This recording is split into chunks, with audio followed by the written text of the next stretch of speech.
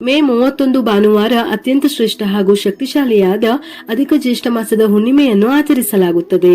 2.5 3 ವರ್ಷಕ್ಕೆ ಒಮ್ಮೆ ಬರುವ ಅಧಿಕ ಮಾಸವು ಬಹಳ ಶ್ರೇಷ್ಠ. ಅಧಿಕ ಮಾಸದ ಪ್ರತಿಯೊಂದು ದಿನವೂ ದೇವತಾ ಆರಾಧನೆಗೆ ಪ್ರಶಸ್ತವಾದ ದಿನಗಳು. ಮಾಡುವ ಸಣ್ಣ ಪುಟ್ಟ ಪೂಜೆ, ಪರಿಹಾರ, ಪುನಸ್ಕಾರದಿಂದಲೇ 1000 ಪಟ್ಟು ಪುಣ್ಯ ಫಲ ಲಭಿಸುವುದಲ್ಲದೆ ನಮ್ಮ ಜೀವನವನ್ನೇ ಬದಲಾಯಿಸಬಹುದು.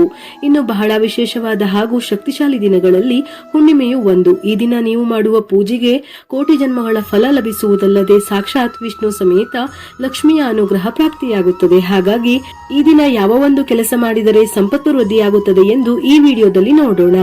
ಲಕ್ಷ್ಮೀ ದೇವಿಗೆ ಪ್ರಿಯವಾದ ದಿನಗಳಲ್ಲಿ ಹುಣ್ಣಿಮೆ ತಿಥಿಯು ಒಂದು. ಈ ದಿನ ಅತ್ಯಂತ ವಿಶೇಷವಾಗಿ ಲಕ್ಷ್ಮೀ ದೇವಿಗೆ ಪೂಜೆಯನ್ನು ಮಾಡಲಾಗುತ್ತದೆ.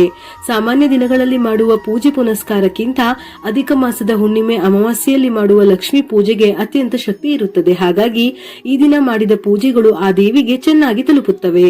ಶಾಸ್ತ್ರಗಳ ಪ್ರಕಾರ ಹುಣ್ಣಿಮೆ ಎಂದು ಸಂಜೆ ಸಂಧ್ಯಾ ಸಮಯದಲ್ಲಿ ಲಕ್ಷ್ಮೀ ದೇವಿ ಭೂಲೋಕದಲ್ಲಿ ಸಂಚರಿಸುತ್ತಾಳಂತೆ. ಹಾಗಾಗಿ ನಾಳೆಯ ದಿನ ತಪ್ಪದೆ ಶ್ರದ್ಧಾ ಭಕ್ತಿಯಿಂದ ಲಕ್ಷ್ಮೀ ದೇವಿಯನ್ನು ಪೂಜಿಸಿದರೆ, ಸಣ್ಣ ಪುಟ್ಟ ಪರಿಹಾರಗಳನ್ನು ಮಾಡಿದರೆ ಖಂಡಿತ ಫಲ ಪ್ರಾಪ್ತಿಯಾಗುತ್ತದೆ. ದೊಡ್ಡ ದೊಡ್ಡ ಋಷಿ ಮುನಿ ಯೋಗಿಗಳೆಲ್ಲರೂ ಈ ಹುಣ್ಣಿಮೆ ಮತ್ತು ಅಮಾವಾಸ್ಯೆ ತಿಥಿಗಳಿಗಾಗಿ ಎದುರು ನೋಡುತ್ತಿರುತ್ತಾರೆ. ಏಕೆಂದರೆ ಈ ದಿನಗಳಲ್ಲಿ ಶಕ್ತಿಗಳು ಹೆಚ್ಚಾಗಿರುತ್ತವೆ. ಈ ದಿನ ನಾವು ಯಾವುದೇ ಸಮಯದಲ್ಲಿ ಪರಿಹಾರವನ್ನು ಮಾಡಿಕೊಂಡರೂ ಅದು ಅದ್ಭುತವಾಗಿ ಸಿದ್ಧಿಸುತ್ತದೆ. ಹುಣ್ಣಿಮೆ ತಿಥಿ ಸಮಯ ಮೇ 30 ಬೆಳಿಗ್ಗೆ 11:57 ಪ್ರಾರಂಭವಾಗಿ ಮೇ 31 ಮಧ್ಯಾಹ್ನ 2:14 ಮುಕ್ತಾಯವಾಗುತ್ತದೆ.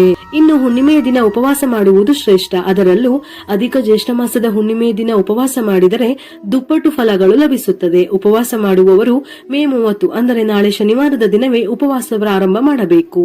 ಹುಣ್ಣಿಮೆ ದಿನ ಚಂದ್ರನ ಆರಾಧನೆ ಮಾಡುವುದು ಕೂಡ ಶ್ರೇಷ್ಠ. ಜಾತಕದಲ್ಲಿ ಚಂದ್ರದೋಷವಿದ್ದರೆ ಮಾನಸಿಕ ಒತ್ತಡ, ಖಿನ್ನತೆ, ಆರೋಗ್ಯ ಸಮಸ್ಯೆಗಳು ಬರುತ್ತವೆ.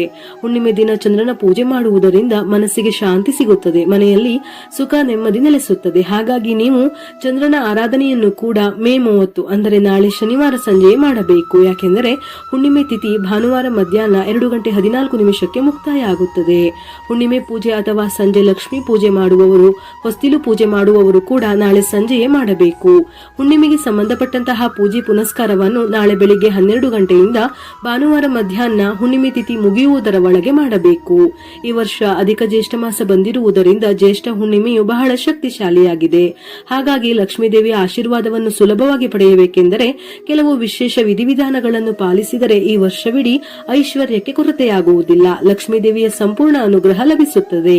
ಈ ದಿನ ಬೆಳಿಗ್ಗೆ ಬೇಗನೆ ಎದ್ದು ಸ್ನಾನ ಮಾಡುವ ನೀರಿಗೆ ಸ್ವಲ್ಪ ಅರಿಶಿನ ಹಾಕಿ ಸ್ನಾನ ಮಾಡಿ. ಇದರಿಂದ ಅಪಾರ ಅದೃಷ್ಟ ಒಲಿದು ಬರುತ್ತದೆ. ಹುಣ್ಣಿಮೆಯ ದಿನದಂದು ಹಳದಿ ಬಣ್ಣದ ವಸ್ತ್ರಗಳನ್ನು ಧರಿಸಿದರೆ ಕುಬೇರ ಯೋಗ ಪ್ರಾಪ್ತಿಯಾಗುತ್ತದೆ.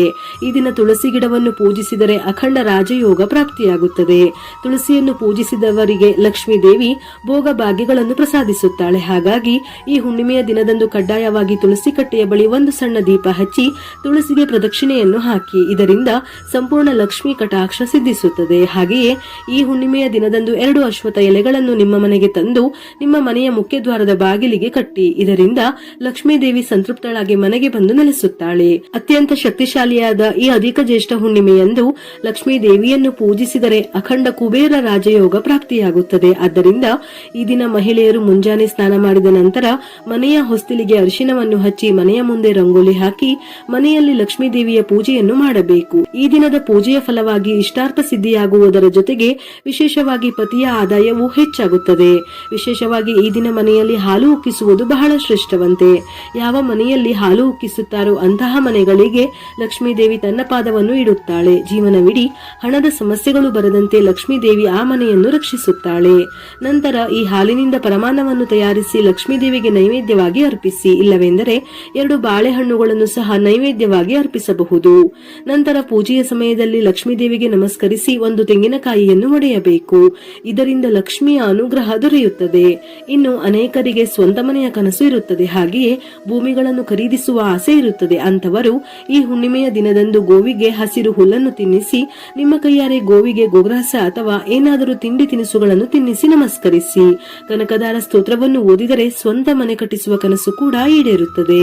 ಶಾಸ್ತ್ರದಲ್ಲಿ ವೀಳ್ಯದೆಲೆಗೆ ಬಹಳ ಪ್ರಾಮುಖ್ಯತೆ ಇದೆ. ವೀಳ್ಯದೆಲೆಯು ಧನಲಕ್ಷ್ಮಿಯನ್ನು ಆಕರ್ಷಿಸುತ್ತಾಳೆ. ಹಾಗಾಗಿ ಈ ಹುಣ್ಣಿಮೆಯ ದಿನದಂದು 5 ವೀಳ್ಯದೆಲೆಯನ್ನು ತಂದು ನಿಮ್ಮ ದೇವರ ಮನೆಯಲ್ಲಿಟ್ಟು ಪೂಜಿಸಿ. ಇದರಿಂದ ನಿಮ್ಮ ಮನೆಯಲ್ಲಿ ವಿಷ್ಣು ಮತ್ತು ಲಕ್ಷ್ಮಿಯ ಆಶೀರ್ವಾದದಿಂದ ಅಷ್ಟೈಶ್ವರ್ಯ ಪ್ರಾಪ್ತಿಯಾಗುತ್ತದೆ.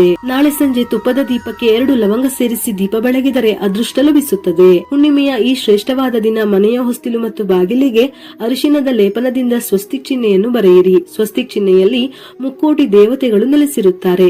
ಮನೆಯ ಮುಖ್ಯ ಬಾಗಿಲಿನಿಂದಲೇ ಶುಭ ಅಶುಭಗಳೆರಡೂ ಬರುವುದರಿಂದ ಮನೆಯಲ್ಲಿ ಸ್ವಸ್ತಿಕ್ ಚಿಹ್ನೆಯನ್ನು ಹಾಕಿದರೆ ಮನೆಗೆ ದುಷ್ಟಶಕ್ತಿಗಳು ಬರುವುದಿಲ್ಲ. ದೈವಶಕ್ತಿಗಳು ಮನೆಯಲ್ಲಿ ನೆಲೆಸಿ ನಿಮ್ಮ ಮನೆಯು ಸುಖ ಸಂತೋಷದಿಂದ ತುಂಬಿರುತ್ತದೆ. ಈ ಹುಣ್ಣಿಮೆಯ ದಿನದಂದು ಉಪವಾಸವಿದ್ದು ವಿಷ್ಣು ಸಮೇತ ಲಕ್ಷ್ಮಿಯನ್ನು ಪೂಜಿಸಿದರೆ ಬಹಳ ಒಳ್ಳೆಯದು. ಕಡು ಬಡವನಾಗಿದ್ದರೂ ಸಹ ಈ ಉಪವಾಸದಿಂದ ಶ್ರೀಮಂತನಾಗುತ್ತಾನೆ. ಹಾಗಾಗಿ ಈ ಹುಣ್ಣಿಮೆಯ ದಿನ ಕಡ್ಡಾಯವಾಗಿ ಉಪವಾಸವನ್ನು ಆಚರಿಸಿ. ವಿಶೇಷವಾಗಿ ಈ ಹುಣ್ಣಿಮೆಯಂದು ಲಕ್ಷ್ಮೀ ದೇವಿಗೆ ಪ್ರಿಯವಾದ ಒಂದು ಶಕ್ತಿಶಾಲಿ ಮಂತ್ರವನ್ನು ಜಪಿಸಿದರೆ ಈ ವರ್ಷವಿಡೀ ಅಷ್ಟೈಶ್ವರ್ಯಗಳು ಪ್ರಾಪ್ತಿಯಾಗುತ್ತವೆ. ಓಂ ಗೌರಿ ಶಂಕರಾಯ ನಮಃ. ಈ ಮಂತ್ರವನ್ನು 21 ಬಾರಿ ಜಪಿಸಿ. ಈ ಮಂತ್ರವನ್ನು ಜಪಿಸುವ ಮೊದಲು ನಿಮ್ಮ ಮನಸ್ಸಿನಲ್ಲಿರುವ ಕೋರಿಕೆಗಳನ್ನು ಪ್ರಾರ್ಥಿಸಿ ನಂತರ ಮಂತ್ರವನ್ನು ಜಪಿಸಿ. ಇದರಿಂದ ಇಷ್ಟಾರ್ಥಗಳು ಈಡೇರುವುದಲ್ಲದೆ ಲಕ್ಷ್ಮಿ ಅನುಗ್ರಹ ಲಭಿಸುತ್ತದೆ. ಸಂಜೆಯ ಸಮಯದಲ್ಲಿ ಲಕ್ಷ್ಮೀ ದೇವಿ ಮನೆಯ ಹೊಸ್ತಿಲಿಗೆ ಬರುತ್ತಾಳೆ ಎನ್ನುವ ನಂಬಿಕೆ ಇದೆ. ಹಾಗಾಗಿ ಈ ಹುಣ್ಣಿಮೆಯ ದಿನದಂದು ಸಂಜೆಯ ಸಮಯದಲ್ಲಿ ಮನೆ ಬಾಗಿಲಿನ ಮುಂದೆ ಕಸ ಕಡ್ಡಿ ಇಲ್ಲದಂತೆ ಚೆನ್ನಾಗಿ ಸ್ವಚ್ಛಗೊಳಿಸಿ. ಮನೆ ಮುಂದೆ 2 ದೀಪಗಳನ್ನು ಹಚ್ಚಿ ಈ ದೀಪಗಳು ಲಕ್ಷ್ಮೀ ದೇವಿಯನ್ನು ಆಕರ್ಷಿಸುತ್ತದೆ. ಅಶ್ವತ್ಥ ವೃಕ್ಷಕ್ಕೆ ಹಾಲು ಹಾಕಿ 1 ತುಪ್ಪದ ದೀಪವನ್ನು ಹಚ್ಚಿದರೆ ಸಾಲದ ಬಾಧೆಗಳೆಲ್ಲವೂ ಕೂಡಲೇ ದೂರವಾಗುತ್ತವೆ. ಹಣದ ವಿಷಯದಲ್ಲಿ ಮನೆಗೆ ಬಹಳ ಒಳ್ಳೆಯದಾಗಬೇಕೆಂದರೆ ಈ ಹುಣ್ಣಿಮೆಯ ದಿನದಂದು ಮನೆಯ ಮುಂದೆ ಕುಂಬಳಕಾಯಿಯನ್ನು ಕಟ್ಟಿ. ಹುಣ್ಣಿಮೆಯ ದಿನದಂದು ಕುಂಬಳಕಾಯಿಯನ್ನು ಕಟ್ಟಿದರೆ ನಿಮ್ಮ ಕುಟುಂಬದವರೆಲ್ಲ ಆಯುರ ಆರೋಗ್ಯದಿಂದ ಸುಖ ಸಂತೋಷಗಳಿಂದ ಬದುಕುತ್ತಾರೆ. ಈ ದಿನ ಸ್ವಲ್ಪ ಕಲ್ಲು ಉಪ್ಪನ್ನು ಒಂದು ಬಟ್ಟೆಯಲ್ಲಿ ಗಂಟು ಕಟ್ಟಿ ಮನೆಯ ಮುಖ್ಯ ಬಾಗಿಲಿಗೆ ಕಟ್ಟಬೇಕು. ಇದರಿಂದ ಕುಟುಂಬಕ್ಕೆ ಬಹಳ ಒಳ್ಳೆಯದಾಗುತ್ತದೆ. ನಾಳೆಯ ದಿನ ಸಾಧ್ಯವಾದರೆ ಯಾವುದಾದರೂ ದೇವಸ್ಥಾನಕ್ಕೆ ಹೋಗಿ ದೇವಸ್ಥಾನದಲ್ಲಿ 1 ತುಪ್ಪದ ದೀಪವನ್ನು ಹಚ್ಚಿ ನಿಮ್ಮ ಕುಟುಂಬದ ಮೇಲೆ ದೇವರ ಆಶೀರ್ವಾದವಿರುತ್ತದೆ. ಅತಿಯಾದ ಹಣದ ಸಮಸ್ಯೆಗಳಿಂದ ಬಳಲುತ್ತಿರುವವರು ಒಂದು ದಾರಕ್ಕೆ 11 ಏಲಕ್ಕಿಗಳನ್ನು ಪೋಣಿಸಿ ಏಲಕ್ಕಿ ಮಾಲೆಯನ್ನು ತಯಾರಿಸಿ ನಿಮ್ಮ ದೇವರ ಮನೆಯಲ್ಲಿರುವ ಲಕ್ಷ್ಮೀ ದೇವಿಯ ಫೋಟೋಕ್ಕೆ ಆ ಮಾಲೆಯನ್ನು ಹಾಕಿ. ಲಕ್ಷ್ಮೀ ದೇವಿಗೆ ತುಪ್ಪದ ದೀಪವನ್ನು ಹಚ್ಚಿ ನಮಸ್ಕರಿಸಿ ನಂತರ ನೀವು ಮುಟ್ಟಿದ್ದೆಲ್ಲ ಚಿನ್ನವಾಗುತ್ತದೆ. ಈ ವರ್ಷವಿಡೀ ಆರ್ಥಿಕ ಸಮಸ್ಯೆಗಳಿಲ್ಲದೆ ಲಕ್ಷ್ಮಿ ಕಟಾಕ್ಷ ಸುಲಭವಾಗಿ ಲಭಿಸುತ್ತದೆ. ಹುಣ್ಣಿಮೆಯ ದಿನದಂದು ಚಂದ್ರನು ಬಹಳ ಪ್ರಕಾಶಮಾನವಾಗಿ ಕಾಣಿಸುತ್ತಾನೆ. ಚಂದ್ರನ ಕಿರಣಗಳಿಗೆ ಅತೀವ ಶಕ್ತಿ ಇರುತ್ತದೆ. ಹಾಗಾಗಿ ಈ ಹುಣ್ಣಿಮೆಯ ದಿನದಂದು ಚಂದ್ರನನ್ನು ನೋಡುತ್ತಾ ನಿಮ್ಮ ಮನಸ್ಸಿನಲ್ಲಿ ಏನಾದರೂ ಕೋರಿಕೆ ಇದ್ದರೆ ಕೇಳಿಕೊಳ್ಳಿ. ನೀವು ಕೇಳಿದ ಕೋರಿಕೆಗಳು ಆಸೆಗಳೆಲ್ಲ ಖಂಡಿತವಾಗಿಯೂ ಈಡೇರುತ್ತದೆ. ಚಂದ್ರನ ಕಿರಣಗಳು ನಮ್ಮ ದೇಹದ ಮೇಲೆ ಬಿದ್ದರೆ ದೀರ್ಘಕಾಲದ ಅನಾರೋಗ್ಯ ಸಮಸ್ಯೆಗಳೆಲ್ಲವೂ ದೂರವಾಗಿ ಉತ್ತಮ ಆರೋಗ್ಯ ಲಭಿಸುತ್ತದೆ. ಈ ದಿನ ತಪ್ಪಿಯೂ ಉಪವಾಸ ಆಚರಿಸುವವರು ಮಾಂಸಾಹಾರ, ಈರುಳ್ಳಿ, ಬೆಳ್ಳುಳ್ಳಿ ಆಹಾರಗಳನ್ನು ಸೇವಿಸಬಾರದು. ಇನ್ನು ಈ ದಿನದಂದು ಕಡ್ಡಾಯವಾಗಿ ಗಂಡ ಹೆಂಡತಿ ಇಬ್ಬರು ಬ್ರಹ್ಮಚರ್ಯವನ್ನು ಪಾಲಿಸಬೇಕು. ಹಾಗೆಯೇ ಈ ಹುಣ್ಣಿಮೆಯಂದು ಗಡ್ಡ, ಕೂದಲು ಮತ್ತು ಉಗುರನ್ನು ಕತ್ತರಿಸಬಾರದು. ಒಂದು ಕೆಂಪು ಬಟ್ಟೆಯಲ್ಲಿ 5 ಗೋಮತಿ ಚಕ್ರ, 5 ಹಳದಿ ಕವಡೆ, ಸ್ವಲ್ಪ ಪಚ್ಚಕರ್ಪೂರ ಇಟ್ಟು ಗಂಟು ಕಟ್ಟಿ ಮುಖ್ಯ ದ್ವಾರಕ್ಕೆ ತೂಗು ಹಾಕಿ. ಇದು ನರದೃಷ್ಟಿ ನಿವಾರಿಸಿ ಸಂಪತ್ತನ್ನು ಆಕರ್ಷಿಸುತ್ತದೆ. ಲಕ್ಷ್ಮಿ ಸಂತೃಪ್ತಳಾಗಿ ನಿಮ್ಮ ಮನಸ್ಸಿನ ಕೋರಿಕೆ ಈಡೇರುತ್ತದೆ. ಇನ್ನು ನಾಳೆ ಅಥವಾ ಭಾನುವಾರ ಬೆಳಿಗ್ಗೆ 33 ಬತ್ತಿಯ ದೀಪಾರಾಧನೆ ಮಾಡಿದರೆ ಶ್ರೇಷ್ಠ. ಇಲ್ಲವೆಂದರೆ ಕಾಮಾಕ್ಷಿ ದೀಪ, ಅಷ್ಟಲಕ್ಷ್ಮಿ ದೀಪ ಬೆಳಗಿದರೂ ಶ್ರೇಷ್ಠ. ಮಣ್ಣಿನ ದೀಪಕ್ಕೆ ತುಪ್ಪವನ್ನು ಸೇರಿಸಿ ದೀಪ ಬೆಳಗಿದರೂ ಶ್ರೇಷ್ಠ. ನಿಮ್ಮ ಅನುಕೂಲಕ್ಕೆ ತಕ್ಕಂತೆ ದೀಪ ಬೆಳಗಿ.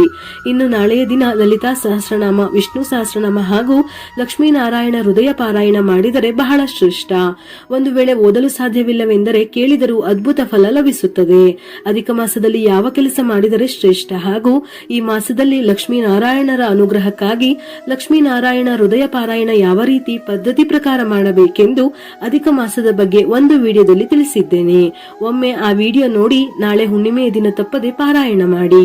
ಈ ಒಂದು ಪಾರಾಯಣದಿಂದ ಸಂಪತ್ತು ವೃದ್ಧಿಯಾಗುತ್ತದೆ. ಮನಸ್ಸಿನಲ್ಲಿ ಯಾವುದೇ ಕೋರಿಕೆಗಳಿದ್ದರೂ ನಿವಾರಣೆಯಾಗುತ್ತದೆ.